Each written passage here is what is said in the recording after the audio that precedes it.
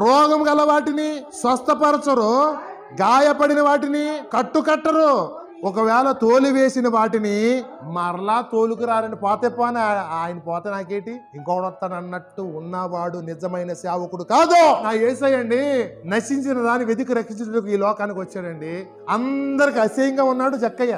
వీడు పాపాత్ముడైన మనుషుడు, పాపాత్ముడైన మనుషుడు నశించిపోతున్న ఆ జక్కయ్య దగ్గరికి, జక్కయ్య ఆ చెట్టు దిగవయ్యా, ఈవేళ నీ ఇంటికాడిని బస చేయవలసి ఉన్నది. వెంటనే అందరేమో ఈడు పాపాత్ముడు, దుర్మార్గుడు, నీచుడు అని వాళ్ళు జనం అంటున్నారు. నా ఇంటికి వస్తాను అంటున్నాడు ఏంట్రా బాబు, నేనే మంచోడినా, నా అంత చెడ్డోడు ఎవడూ లేడు కదా.